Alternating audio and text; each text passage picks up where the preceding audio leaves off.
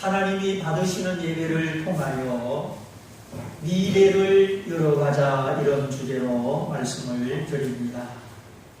가끔 기상청이 오보를 해서 비가 온다 그랬는데 비가 안 오는 때가 많죠. 그래서 하는 말이, 허리 아픈 분들을 기상청에 모셔놓고 아야아야 하면 비 오더라고, 그게 더 낫다고 그런 우스갯소리를 합니다. 미래를 예측한다는 것은 참 사람으로서 어려운 일입니다.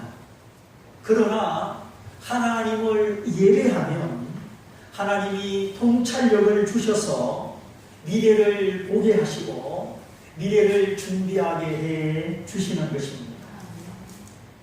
여러분, 우리가 오늘 열심히 사는 이유가 뭡니까? 뭔가 미래를 더 좋게 준비하고 미래를 위한 것이죠. 사람이라면 누구나 아름답고 복된 미래를 꿈꿉니다. 꿈이 이루어지고 이루어지지 않고를 떠나서 사람이 희망을 가지고 미래를 꿈꾸며 산다는 것은 그 자체가 복이요 정신원입니다.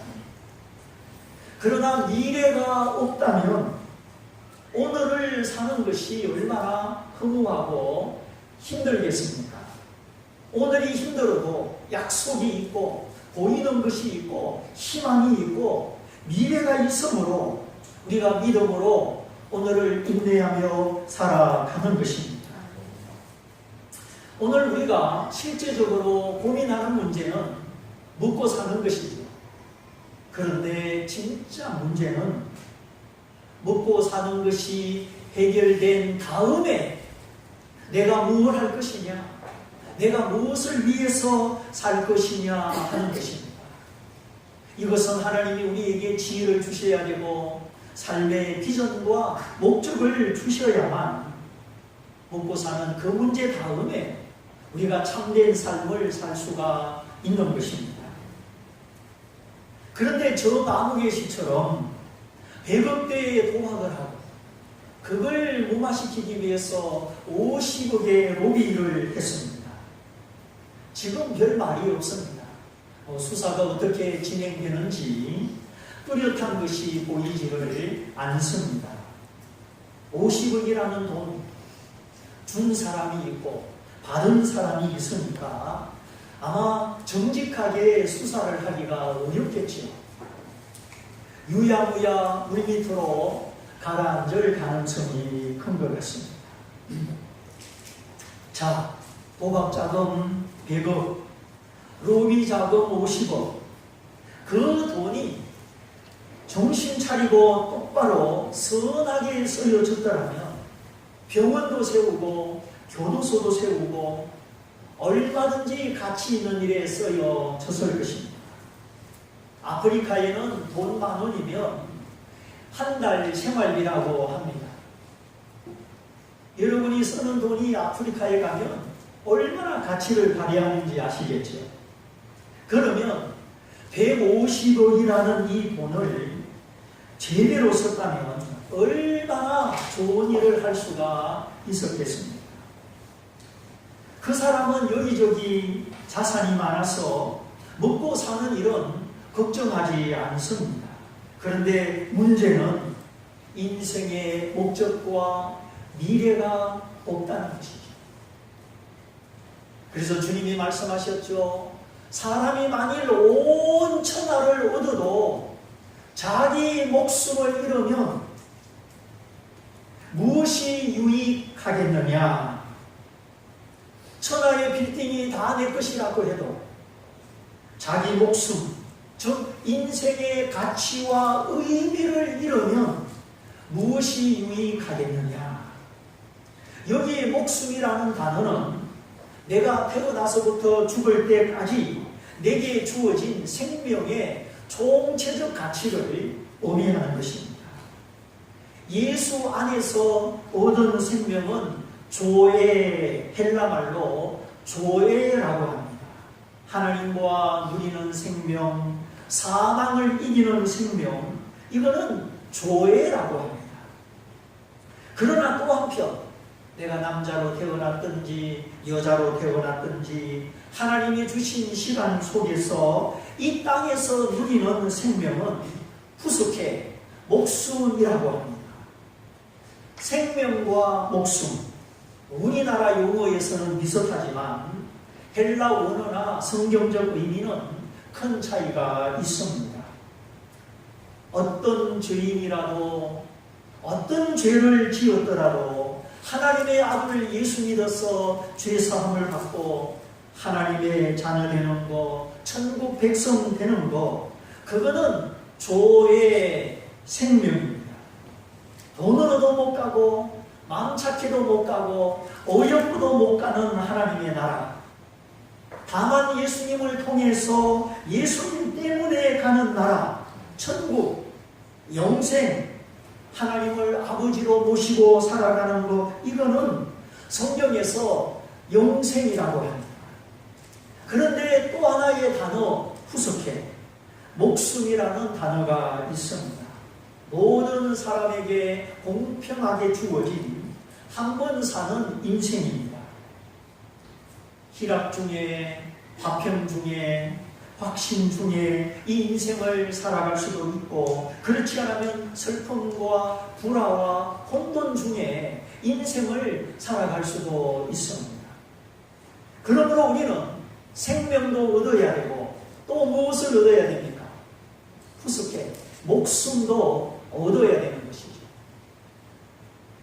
내가 어떤 사람이든지, 사람을 10명을 죽였든지 예수 믿고 예수님 때문에 천국 가는 것은 생명입니다. 그리고 이 땅에서 우리가 육체를 입고 시간과 공간 속에서 현실적인 삶을 살아가는 것은 목숨입니다. 예를 들어 봅니다. 구약 성경에 나오는 사울이라는 왕은 하나님의 공동체에 소속된 사람이요 하나님의 백성입니다. 사울의 예배, 사울의 믿음을 보면 그는 구원받은 사람이고 하나님의 자녀입니다. 그런데 이 사울은 살아가는 모습이 행복하지가 않았습니다. 그는 질투심에 사로잡혔습니다.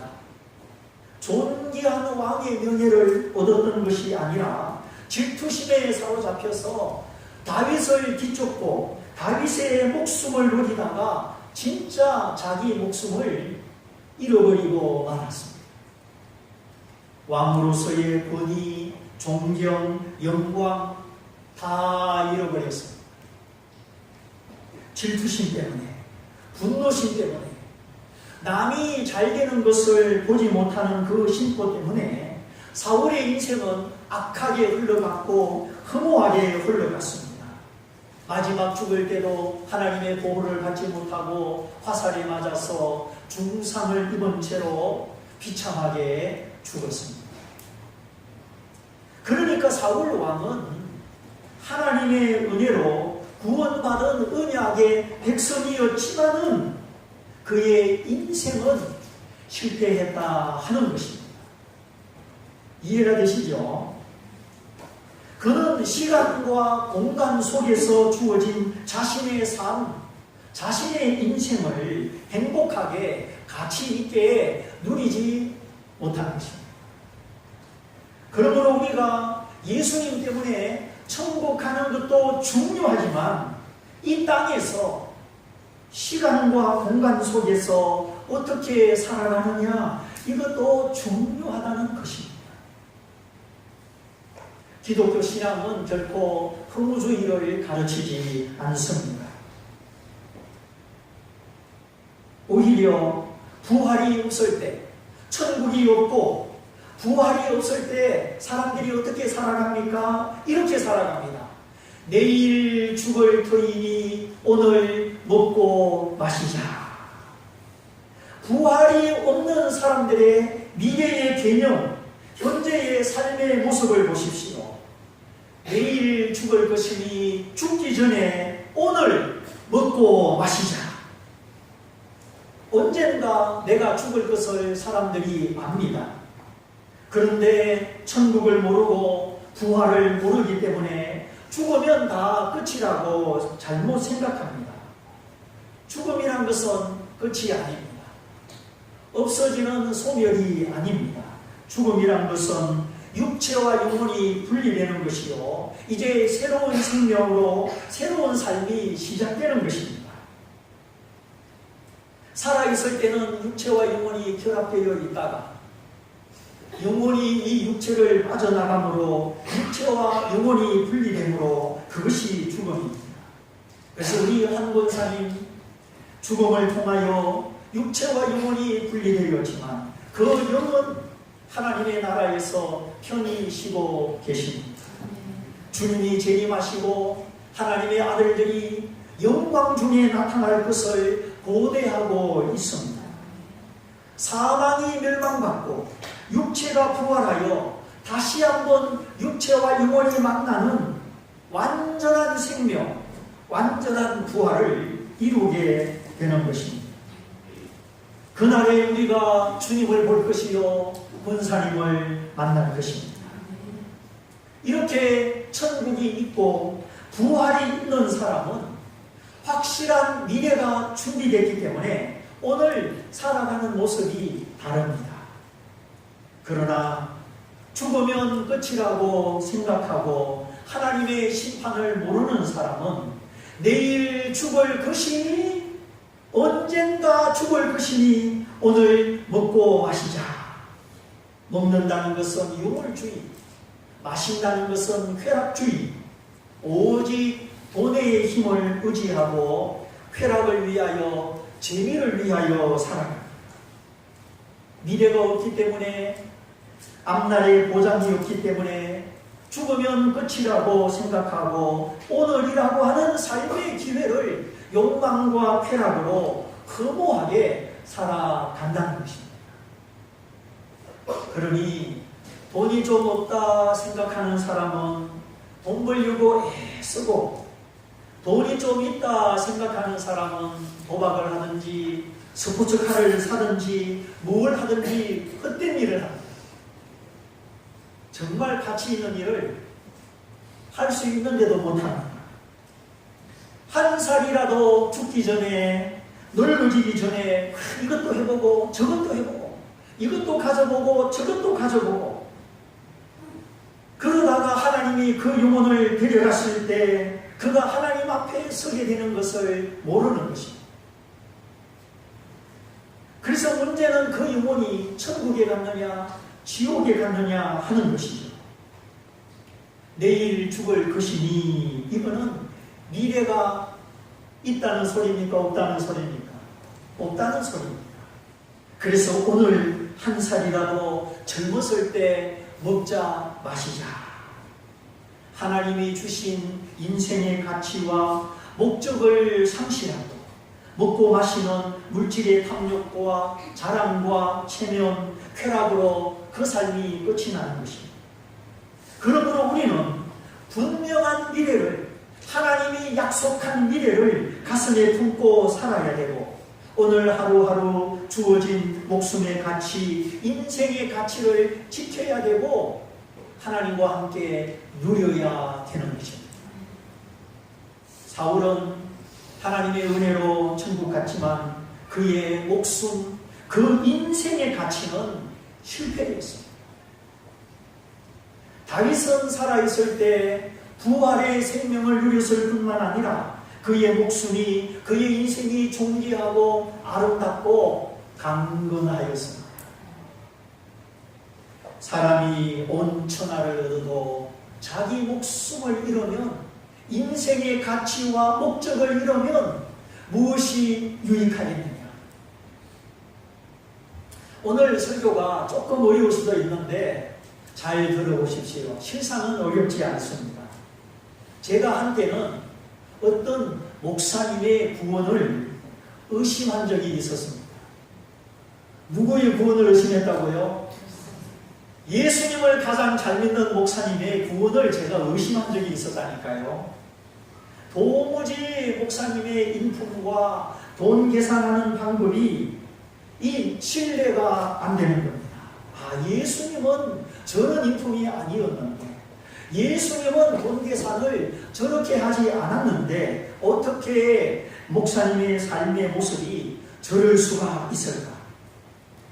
지금 말고 제가 젊었을 때 신앙으로 나름대로 고민하다가 아마 구원받지 못하셨나 보다 이렇게 생각한 적이 있었습니다. 사실 저 사람이 구원받았다 못 받았다 이거는 하나님의 주권이고 하나님이 아시는 일이지요. 여러분, 나는 구원받았다는 것을 알고 계십니까? 네, 알아야지요. 그러니까 분명히 예수 믿고 구원받았는데 그 인품과 삶이 성공하지 못하니까 제가 젊었을 때 혼란에 빠져서 엉뚱한 오해를 한 적이 있었다는 겁니다. 아마 저 목사님 구원받지 못하셨을 거야. 그런데 알고 보니 그게 아니었습니다. 예수님의 보혈의 공로 때문에 영생을 얻었고 천국은 얻었는데 인품이 실패하고 삶이 실패하는 그리스도인들이 있다는 것입니다. 대표적인 예가 사울 왕이요, 아나니아 삽비라. 구약에는 광야를 방황하던 이스라엘 백성이요, 신약에는 고린도 교회 교인들이었습니다. 르우벤은 아비의 침상에 올랐습니다. 이거는 참으로 두려운 일입니다. 정말 구원받았나? 천국 갈 수 있나? 의심이 들 만큼 성품이 실패하고 생활이 실패하는 그리스도인들. 이런 그리스도인들은 걱정이 많고 집착하는 것이 있고 진리의 이성과 믿음의 의지가 아니라 감정에 사로잡히고 특별히 미래의 소망과 확실성이 없다는 것입니다. 그 마음이 자꾸 흔들립니다. 주님을 향하여 믿음의 뿌리를 내리는 것이 아니라 불안에 쫓깁니다. 초신자 때의 믿음의 반대말은 의심이지만 오래 믿은 신자에게 믿음의 반대말은 불안입니다. 10년 후에 내 모습은 어떤 것 같습니까? 오늘 하나님과 연합하고 동행하면 10년 후에 겁날 것이 없습니다. 불안하지 않습니다. 그러므로 내일 걱정하지 말고 오늘 지금 하나님과 동행해야 합니다. 하나님의 말씀을 사랑하고 그 말씀의 약속과 소망을 붙들고 이 세상과 부딪혀서 이겨야 합니다. 근데 내일이 깜깜하고 미래가 불안하고 그것은 하나님을 믿지 않기 때문이요, 내가 주인 되어서 스스로 살아가기 때문입니다. 50년 뒤에는 내 모습이 어떠하며 내가 어디에 있을 것 같습니까? 50년 뒤에 저는 확신합니다. 하나님과 함께 있을 것입니다. 작년인가요? 강남의 노른자기 땅 한전 사옥 부지를 매각할 때 뚜껑을 열어보니까 현대는 10조를 쓰고 삼성은 3조 몇천억 원을 썼습니다. 입찰 가격이 무려 7조가 차이 난 거예요. 아마 현대회사가 그 부지를 사려고 뒤를 쓴 것 같아요. 그러니까 삼성에 3배를 써야겠죠. 그런데 만약에 삼성이 3조 써낸 것을 알았다면 현대가 10조를 썼을까요? 안 썼을까요? 절대 안 쓰죠. 1원이라도 더 쓰는 사람이 당첨되는 것이기 때문에 보십시오. 안다는 것과 모른다는 것은 이렇게 차이가 납니다. 우리가 오늘을 더 현명하게 살고 오늘을 더 편안하게 살고 오늘을 더 하나님의 자녀답게 살려면 미래를 향한 믿음과 하나님의 약속을 향한 확실함이 우리에게 있어야 되는 것입니다. 왜 하나님의 자녀들이 흔들립니까? 오늘 예배 안 드리는 집사님은 어디 갔습니까? 정말 예수 믿는 것이 무엇인가? 하나님께 복종하는 것이 무엇인가? 그것은 하나님이 내게 주시는 확실한 내일의 희망과 비전, 목적을 가지고 사는 것입니다. 하나님을 순종하는 자녀가 미래가 불안하고 오늘이 두렵고 앞이 캄캄하고 그럴 수 없습니다. 하나님은 빛이시기 때문에, 하나님은 사랑이시기 때문에, 하나님을 사랑하는 자녀는 불안 가운데, 불확실성 가운데 미래가 없는 채로 그렇게 살아갈 수가 없습니다. 그건 정상적인 믿음이 아닙니다. 신앙은 내일을 알고 미래를 확신하는 하나님의 은총입니다. 욥은 하나님의 뜻 가운데 그 연단을 받았지만은 알 것을 알았습니다. 오직 나의 가는 길을 그가 아시나니 주께서 나를 단련하신 후에는 내가 정금같이 나오리라. 극심한 환난과 고통이 있었지만 이것이 주께서 나를 단련하는 손길이요 연단하는 손길인 줄 알았습니다. 그 연단이 끝난 후에는 내가 정금같이 나오리라. 하나님을 향한 의심, 불평, 욕망이 다 사라지고 순도 99.9%의 정금처럼 순수한 믿음의 사람으로 탄생되리라는 것을 알았습니다. 고난 중에 장차 자신의 모습을 알았다는 것이에요. 이것이 하나님을 순종하여 고난받는 욥의 확신입니다. 미래에 대한 지식입니다. 놀랍지 않습니까? 그 엄청난 고난 중에 실망하고 낙심만 하는 것이 아니라 정금같이 내가 더 순수한 사람으로 나오리라고 하는 이 미래에 대한 확신, 미래를 보는 눈. 그래서 욥은 말씀의 길을 벗어나지 않았습니다. 일정한 양식보다 하나님의 말씀을 더 귀히 여기고 하나님의 길을 똑바로 따라가는 것이죠. 왜? 보이는 미래가 있으니까. 그러므로 어리석은 고생, 미련한 고생을 하지 마십시오. 내가 받는 고난이 미련한 것인지 하나님의 뜻인지 그것부터 알아야 되겠죠. 자신이 잘못해서 고난을 받으면서 하나님의 뜻이다 착각하면 안 되는 것입니다.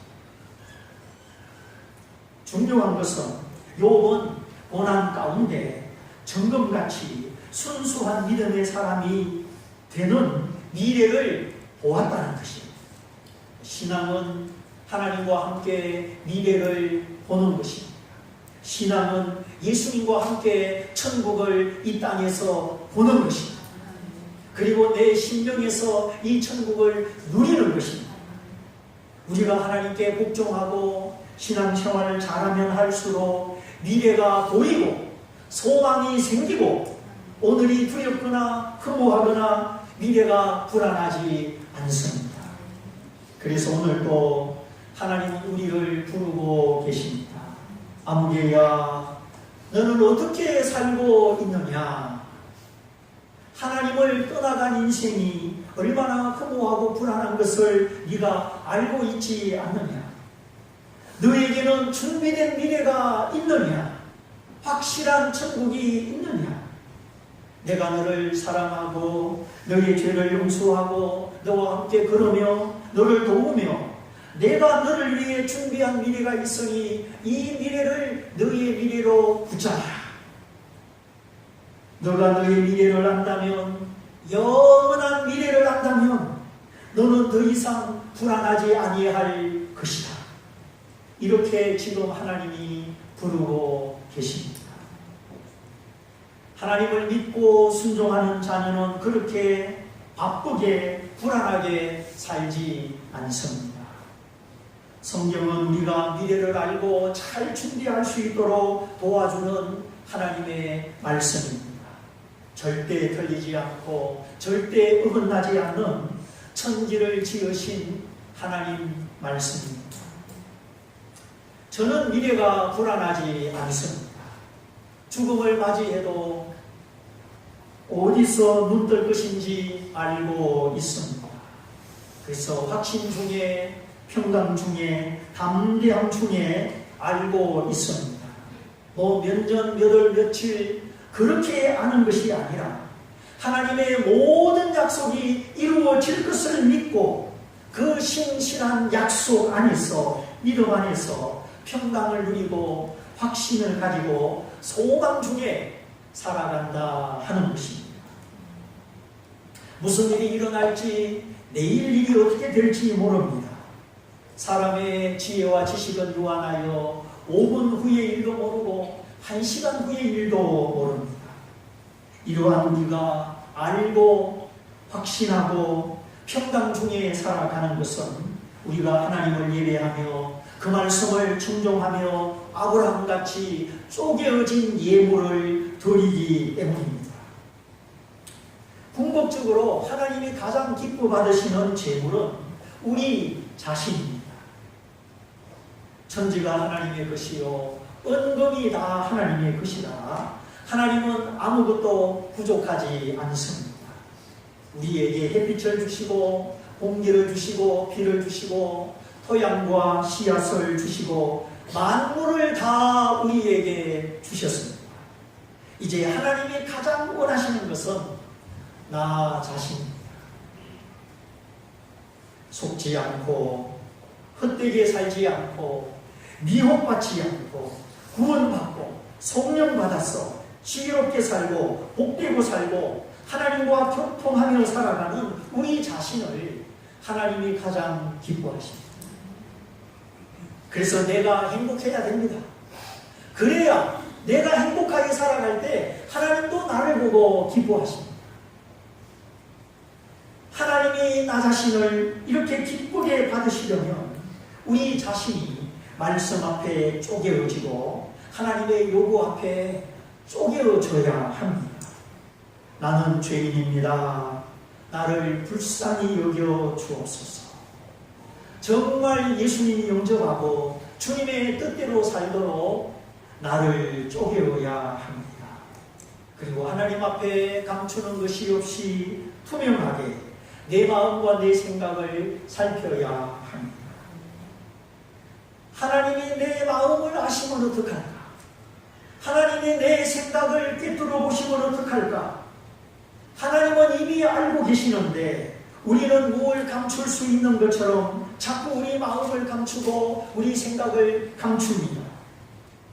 그러니까 하나님과 나 사이 보이지 않는 장벽이 자꾸 생기고 하나님과 나 사이에 천사들이 왕래하는 것이 아니라 사단이 틈을 타는 것입니다. 하나님과 나 사이 밝은 빛이 거하고 성령이 교통하시고 일체와 연합을 이루어야 하는데 하나님 앞에 고백하지 않고 쪼개지 않고 감추어 두는 것, 투명하면 하나님 앞에 토설하고 고백하면 용서하시고 싸매어주시고 고쳐주시는데 문제는 우리가 미련하고 완고해서 무언가 자꾸 감추고 하나님 앞에 고백하지 않고 이 쪼개지 않는 것이 있다는 것입니다. 아니 의사 앞에 가서는 다 말하면서 왜 하나님 앞에는 다 말하지를 않습니까? 오늘 보십시오. 아브라함이 제물을 가져다가 그 중간을 쪼갭니다. 완전히 두동강을 내어서 그 속이 다 보이게 합니다. 그리고 그 제물들을 마주 대하여 놓습니다. 그러자 불타는 횃불이 그 마주 대하여 놓은 제물 사이로 지나갔습니다. 이 제물 사이로 횃불이 지나간 것은 하나님이 이 제물을 받으셨다 하는 뜻입니다. 그런데 암소와 암염소, 수양은 다 쪼개었는데 뭘 쪼개지 않았습니까? 집비둘기, 산비둘기 새끼 이 조그만한 것은 쪼개지를 않았습니다. 작다고 쪼개지 않고 귀찮다고 쪼개지 않고 피곤하다고 쪼개지를 않았습니다. 큰 암소, 그 암소를 반 쪼개고 암염소도 쪼개고 수양도 쪼개었으니 이까지 주먹만한 비둘기 새끼, 야 이거는 쪼개지 말자 그랬더니 재물이 아니라 시체가 되어서 사체가 되어서 솔개가 내려왔다 하였습니다. 네가 애통함으로 회개함으로 쪼개지 않으면 하나님이 받으시는 재물이 되는 것이 아니라 마귀가 간섭하고 시험하는 죽은 것이 사체가 되는 것입니다. 그래서 우리의 신앙생활은 회개가 필요한 것입니다.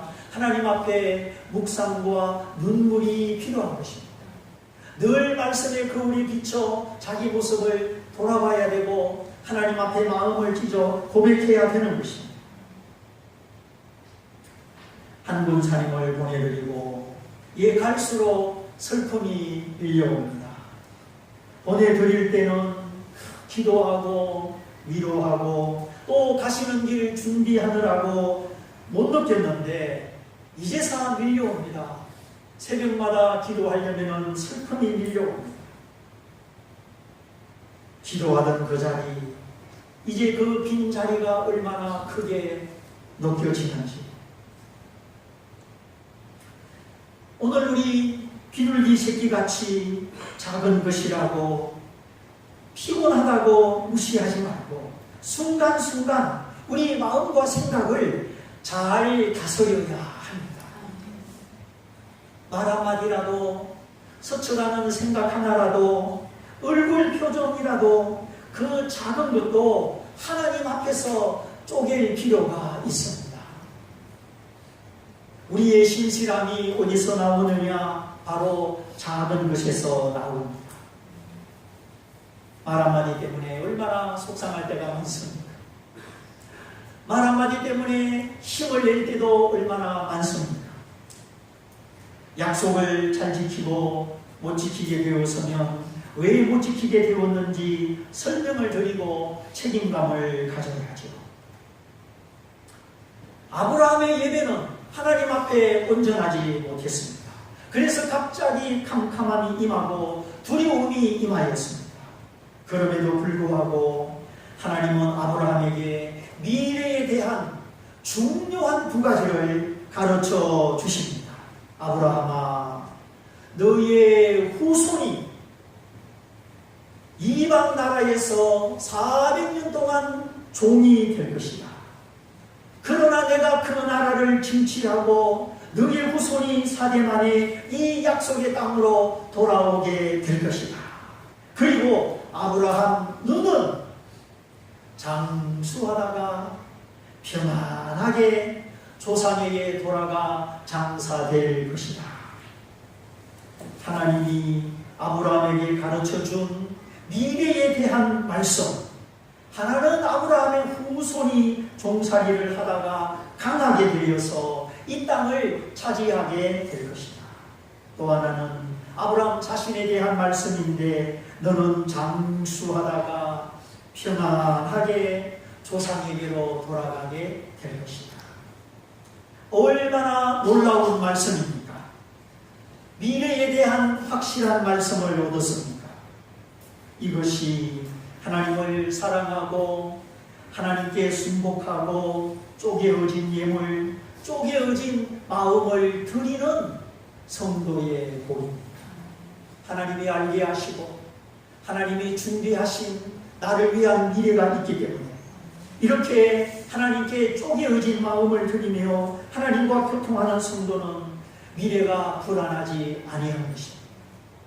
반드시 이루실 하나님의 약속 때문에 하나님이 준비하신 말씀과 미래 때문에 하나님과 교통하는 성도는 미래가 불안하지 않으며 오늘을 사는 것이 두렵지 아니한 것입니다.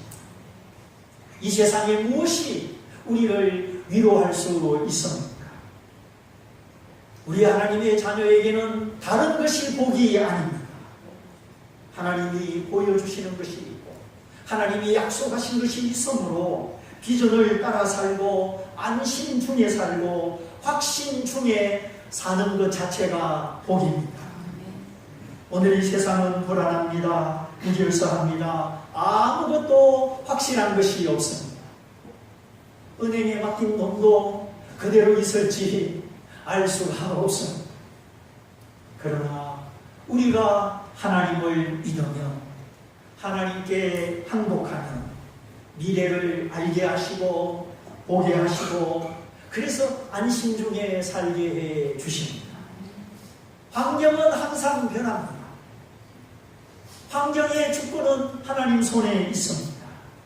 그러므로 환경 따라 움직이지 말고, 환경 때문에 울고 웃지 말고, 이제 쪼개어진 예배, 쪼개어진 마음을 돌려서 마귀가 찾아오는 죽은 것이 아니라 하나님이 받으시는 산 제물이 되어서 미래를 알고 약속을 붙들고 내세를 알고 오늘 확신 중에 비전 가운데 평강 가운데 살아가시기를 주님의 이름으로 축원드립니다.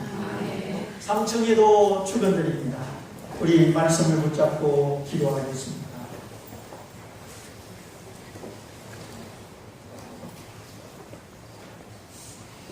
하나님이 주신 약속과 미래를 붙들고 오늘 내 목숨과 삶을 실패하지 않는 정말 하나님의 자녀답게 성공하는 그리스도인이 되기를 원합니다. 우리 말씀을 붙잡고 다 같이 기도하겠습니다. 할렐루야.